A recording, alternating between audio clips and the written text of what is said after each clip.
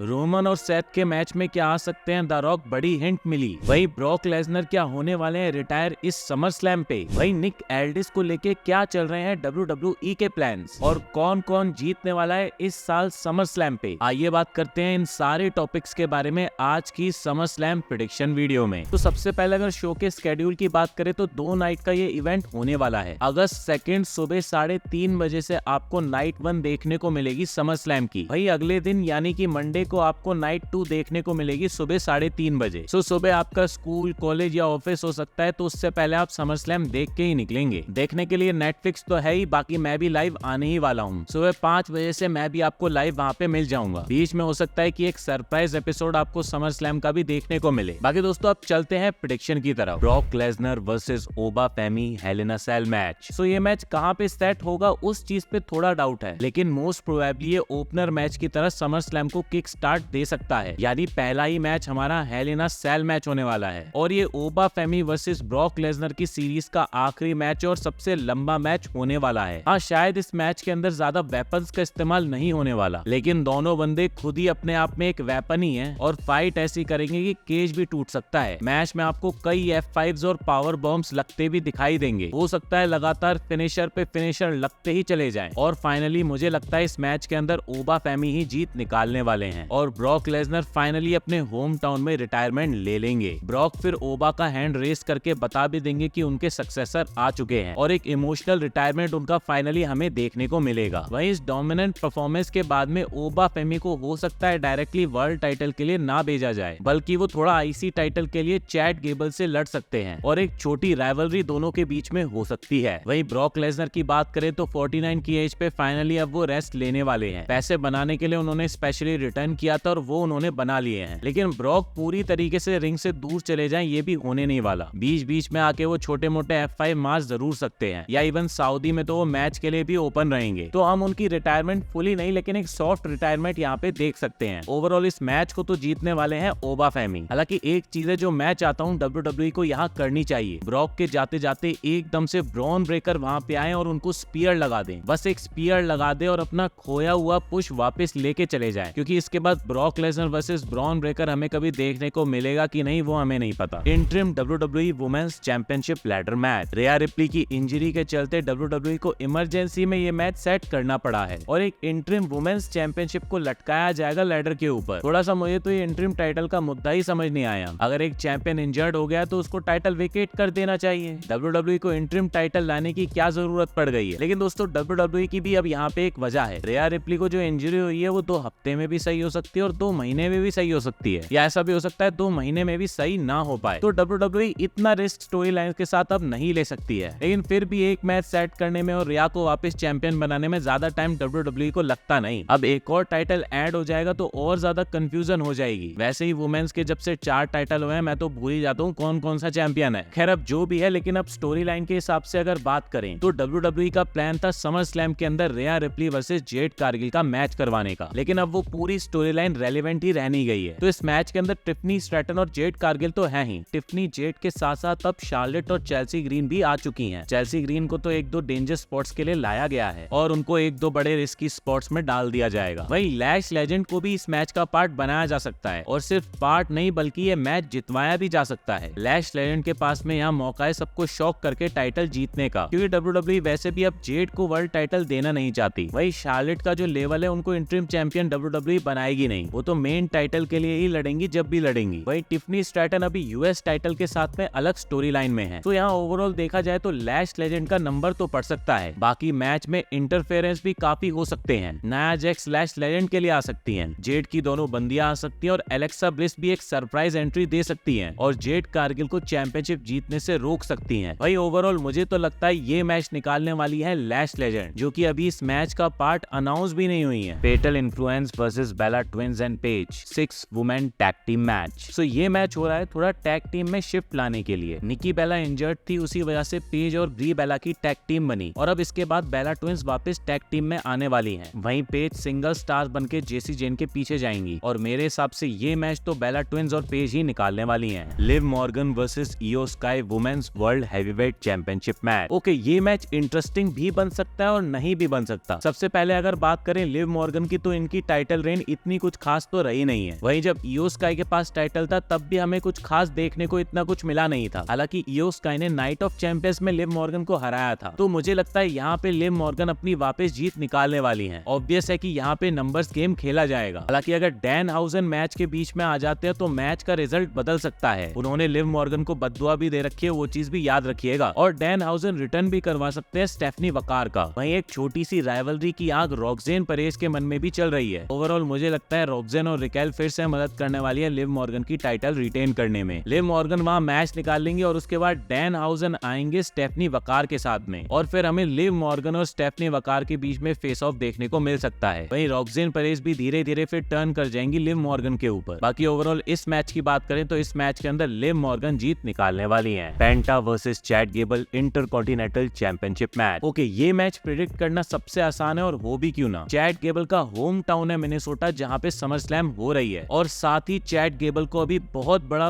Push भी मिला हुआ है। पेंटा भी दूसरी तरफ अब काफी टाइम तक टाइटल को होल्ड कर चुके हैं। दोनों के बीच में एक रिस्पेक्ट वाला मैच होने वाला है, जिस मैच को चैट गेबल निकालने वाले हैं। ये मैच बेस्ट टेक्निकल मैच भी होने वाला है, तो इसको देखना मत भूलना। मेन मजा तो इस मैच को देखने में है, रिजल्ट तो सबको पता ही है। सो ओवरऑल चैट गेबल बनने वाले हैं हमारे नए इंटरकॉन्टिनेंटल चैंपियन, और चैट गेबल को यहाँ पे अपना पहला सिंगल्स टाइटल मिलने वाला है WWE में। अगर आप उस स्पीड चैंपियनशिप को कंसीडर नहीं कर रहे हैं तो CM पंक versus Cody Rhodes undisputed WWE championship match. कोडी जी, क्या हुआ, इतने गर्म क्यों हो गए थे आप? यार देखो, मैं भी मान रहा हूँ थोड़ा ज्यादा गुस्सा हो गया था, लेकिन उससे बिल्कुल भी मेरी और पंक की दोस्ती पे असर नहीं पड़ने वाला है, और मैं समर स्लैम के लिए भी बिल्कुल फोकस्ड हूँ। ओ, पंक जी भी यहाँ पे आ गए, स्वागत कीजिए CM पंक का। CM पंक जी, आप भी आओ तो बताओ कि क्या सीन है। देखो, जो कैमरे पे रिकॉर्ड हुआ वो होना नहीं चाहिए था, मगर कैमरे यहाँ पे हर जगह आ ही जाते हैं, और कभी अच्छी चीज रिकॉर्ड हो जाती है तो कभी बुरी। भाइयों में भी लड़ाई होती रहती है, लेकिन चलो अब जाने देते हैं। माफी मांग ली है उसने।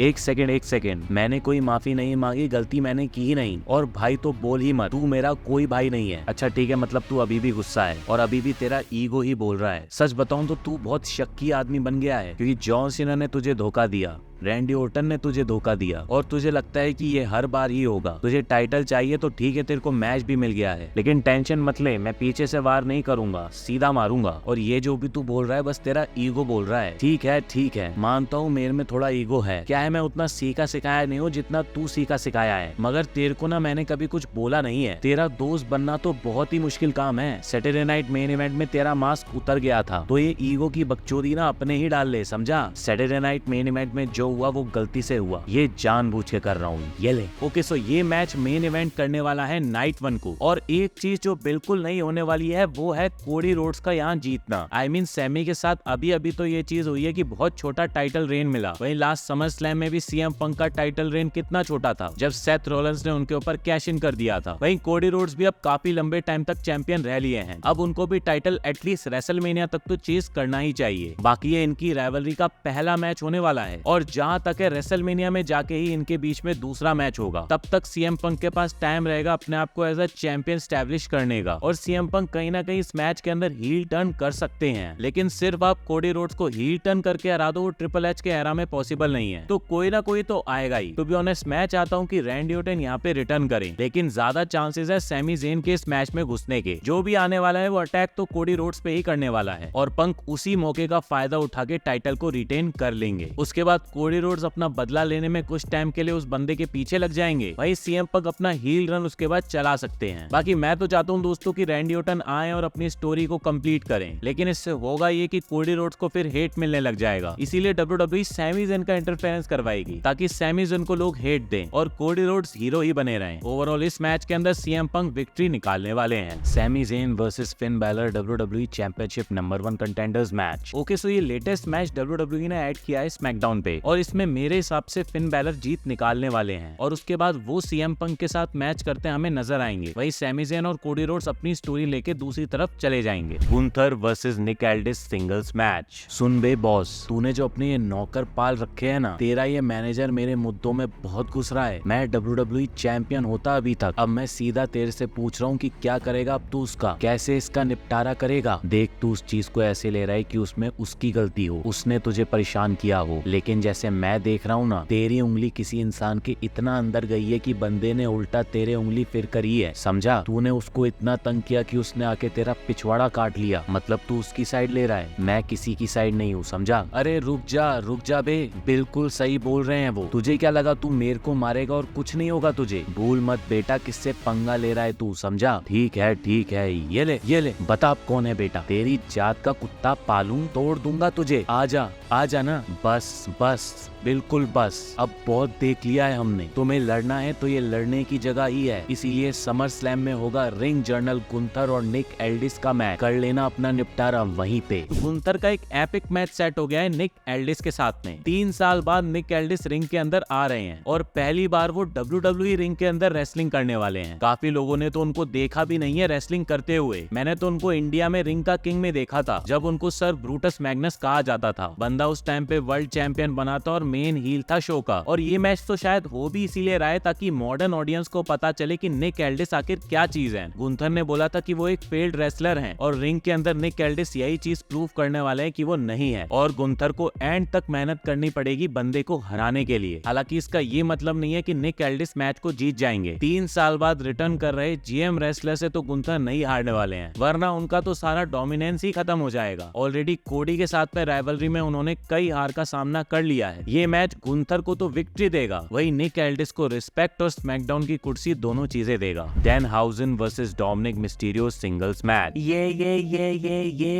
मैं हूँ डैनहाउज़न, बहुत अच्छा बहुत बुरा। तो तुम मेरे से छुटकारा चाहते हो हैं? हाँ, हमें तेरे से छुटकारा चाहिए। मैं बता दूं कि तुम तय नहीं करोगे कि डैनहाउज़न कब छुटकारा करेगा। डैनहाउज़न तय करेगा कि वो कब तुम्हें छोड़ेगा। डैनहाउज़न कुछ नहीं करेगा, तू कुछ नहीं कर सकता और ये चीज समर स्लैम पे मैं दिखा दूंगा। अरे ओ डैनहाउज़न, तू लूजर है और तू कुछ नहीं है, सबसे बदसूरत आदमी है जिसको मैंने देखा है। खैर, पहली बात तो मैं हैंडसम हूँ और तेरे पे अभी भी लगी है बददुआ। सच कहें तो WWE में आके डैनहाउज़न की तो जिंदगी ही बदल गई। बंदा जिसको जहां बददुआ दे दे वहीं वो हार जाता है और अभी तक ये डैनहाउज़न अनडिफीटेड है WWE में। हालांकि समर स्लैम एक बड़ा इवेंट है जहां पे इनको एक एल मिल सकता है और डोमिनिक मिस्टीरियो भी चालाक बंदे हैं, इतनी आसानी से हारेंगे नहीं। वो कैसे न कैसे डैनहाउज़न की बददुआ से बचने वाले हैं और इस कॉमेडिक मैच के अंदर वो जीत निकाल सकते हैं, नंबर्स गेम और चीटिंग के चलते। फिर अगली रॉ पे डैनहाउज़न बदला लेने के लिए एक नया कैरेक्टर लेके आ सकते हैं और वो और कोई नहीं, बिग कैश होने वाले हैं। उनका रिटर्न ऑफिशियल है समर स्लैम की नेक्स्ट रॉ पे। वही डैनहाउज़न की लैब के अंदर भी एक मॉन्स्टर आदमी को बार बार दिखाया तो जाता है और कैसे न कैसे दोनों के बीच में लिंक तो WWE बिठा ही देगी और फिर बिग कैश बदला ले सकते हैं डैनहाउज़न का जजमेंट डे से। वही WWE एंजो अमोरे को उनके साथ में साइन करने को शायद इंटरेस्टेड नहीं है, तो हो सकता है डैनहाउज़न के साथ में बिग कैश की जोड़ी बना दी जाए। The blood line versus LA night, solo Sikoa and Royce की 6 मैन टैग टीम मैच। सो इस मैच के अंदर धोखेबाजी का बड़ा रोल रहने वाला है, लेकिन आखिर इस मैच में कौन धोखा देगा वो चीज देखने वाली होगी। मोस्टली लोगों को यही लग रहा है सोलो सिकोआ टर्न कर जाएंगे LA नाइट और रॉयस कीज के ऊपर और उस वजह से वो मैच आ जाएंगे और ब्लड लाइन मैच निकाल लेगी। वहीं ब्लड लाइन और ज्यादा स्ट्रॉन्ग हो जाएगी, सोलो सिकोआ भी अब इस ब्लड लाइन के पार्ट बन जाएंगे। हालांकि मैं इतनी एक्सपेक्टेड चीज होते देखना नहीं चाहता, मैं चाहता हूँ रॉयस कीज टर्न करके सबको शॉक कर दें, लेकिन उस चीज के चांसेस भी बहुत कम लग रहे हैं। वही मुझे सोलो और LA नाइट के बीच में टैग टीम मैचेस भी देखने थे। वही सोलो के कैरेक्टर की बात करें तो जब वो ब्लड लाइन में पहले थे तब वो बहुत अलग थे और अब जो उनका कैरेक्टर है उसके साथ में वो ब्लड लाइन में आएंगे तो वो भी चीज देखनी इंटरेस्टिंग तो होगी। रोमन रेंस के सामने इस नए कैरेक्टर में कैसे दिखेंगे वो भी अलग चीज है। हालांकि मुझे लगता है इनका ये मैच एक नो कॉन्टेस्ट रहने वाला है। बाकी अगर सोलो सिकोआ टर्न कर लेते हैं तो ब्लड लाइन पक्का मैच निकालने वाली है। फिर सर्वाइवर सीरीज के लिए हमें स्टोरी लाइन बनती यहीं से नजर आने लगेगी। वहीं ये LA नाइट को कोई रिवेंज स्टोरी मिलने वाली है, ये यहीं फंसा रहेगा, वो भी इस समर स्लैम में क्लियर ही हो जाएगा। Roman Reigns versus Seth Rollins world heavyweight championship match. Okay मैं तो आ गया, लेकिन चलो OTC को बुलाते हैं।